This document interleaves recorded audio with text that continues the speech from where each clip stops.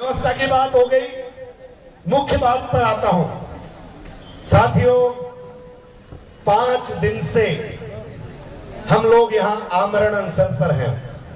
आमरण अनशन को करीब 125 घंटे से हमारे 5 साथियों ने कुछ भी नहीं खाया है, लेकिन न जाने किसके दबाव में, न जाने किस डर से प्रशासन यहां तक नहीं पहुंचा, पता नहीं कहां गायब हो गया। तो अब मैं आपसे पूछता हूं कि इस प्रशासन को ढूंढना पड़ेगा कि नहीं पड़ेगा? ढूंढना पड़ेगा, तो ढूंढना पड़ेगा। अब वो यहां नहीं आ सकता तो हमें उनको ढूंढने के लिए जाना पड़ेगा। ढूंढने के लिए जाना पड़ेगा कि नहीं जाना पड़ेगा? अब मैं अकेला ढूंढूं तो थक जाऊंगा, क्या पता कौन सी गली से कब किधर गायब हो जाए।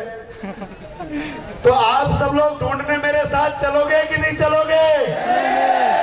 अगर ये प्रशासन कुंभलगढ़ में मिल गया, वैसे उम्मीद नहीं है, क्योंकि 5 दिन से अगर कुंभलगढ़ में होता तो यहां तक तो आ ही जाता। अब मैं एक चीज और बता देता हूं कि हमारी टीम ने 2 बार तहसीलदार स्तर के अधिकारी से बात की। अब इसके बाद अगर प्रशासन का कोई भी व्यक्ति हमसे बात करना चाहेगा तो वो इससे उच्च स्तर का ही होगा। तहसीलदार स्तर के अधिकारी से हम दोबारा बात नहीं करेंगे। अब उनसे ऊपर वाला अधिकारी हमसे बात करेगा, और वो अधिकारी अगर कुंभलगढ़ नहीं मिला तो भले ही राजसमंद जाना पड़े। आप लोग ढूंढने के लिए तैयार, मेरे साथ चलने के लिए तैयार हो कि नहीं हो? बाहर से जो साथी खड़े ढूंढने के लिए तैयार हो कि नहीं हो? और अगर राजसमंद नहीं मिला, मैं इसलिए कह रहा था, जब हमारे राजसमंद की टीम आई तो मैं भाई एडवोकेट रोशन जी से, भाई ईश्वर जी पहाड़िया से मैं कह रहा था कि आपके कंधों पे बड़ी जिम्मेदारी आने वाली है वकील साहब, तैयार रहना। तो आपको ज्यादा पता होगा राजसमंद में कहां कहां प्रशासन के लोग रहते हैं, ढूंढने में हमारी मदद तो आप करोगे ही। यहां से राजसमंद का रास्ता किधर होके जाता है बताने में आप हमारी मदद करोगे ही। तो अब 5 दिन हमारा ये आमरण अनशन कुंभलगढ़ में था। हमने अपनी चिता सजाई, लेकिन ये गैर अमानवीय जो प्रशासन यहां का था उसको कोई फर्क नहीं पड़ा। लेकिन हम अभी भी अपने संकल्प पर दृढ़ हैं। आज भी हम अपना आमरण अनशन नहीं तोड़ रहे हैं। जो 5 साथी आमरण अनशन पर थे वो लगातार आमरण अनशन पर रहेंगे। आमरण अनशन तो रोडवेज आने के बाद ही टूटेगा।